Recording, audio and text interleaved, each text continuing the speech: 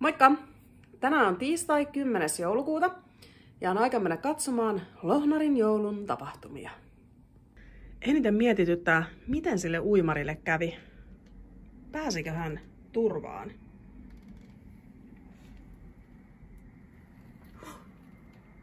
Täällä on krokotiili rantakaislikossa ja sillä on se räpylä suussa. Uimaria ei näy missään.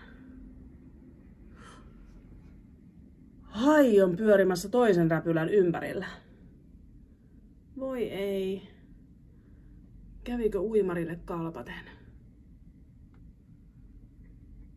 Ei näy autiolla saarellakaan. Mutta hei, köysi on irronnut hain suusta.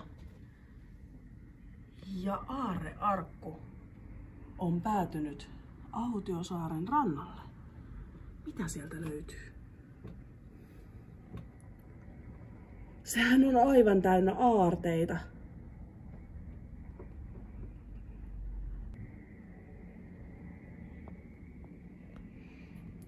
Eilinen keskiaikainen ritari on täällä Sepänpajan vierellä louhimassa kalliosta lisää materiaalia lohikäärmeiden kasvatukseen.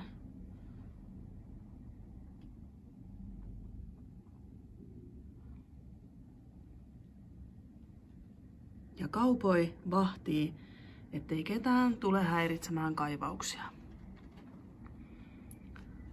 Kotkamies pitää kädessään liekkejä, jos vastasyntynyt lohikäärme sattuu tarvitsemaan apua liekkien muodostamiseen. Mutta lohikäärmeenä näyttää kyllä olevan tilanne hallussa. Se on alkanut levitellä siipiään, nostella tassujaan. Se on selvästi valmiina lähtemään lentoon.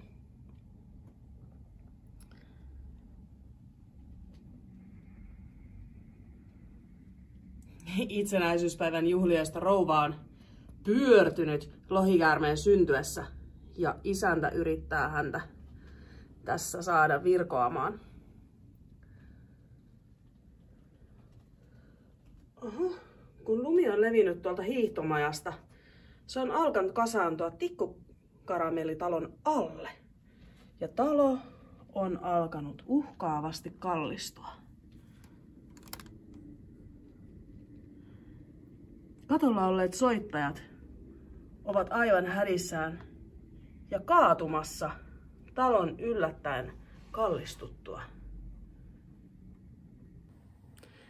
Jännittäviä hetkiä. Talo uhkaa kallistua ja uimari on hävinnyt jäljettömiin. Mennäänpä kurkkaamaan, mitä tässä 10. päivän luukusta löytyy.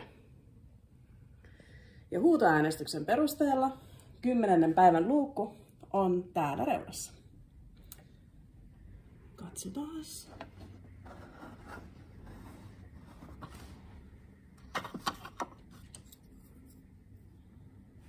Täältä löytyi herrasmies, jonkinlainen mahdollisesti miekka kädessään. Huomenna nähdään, minne hän tuolla kalenterissa päätyy. Moikka!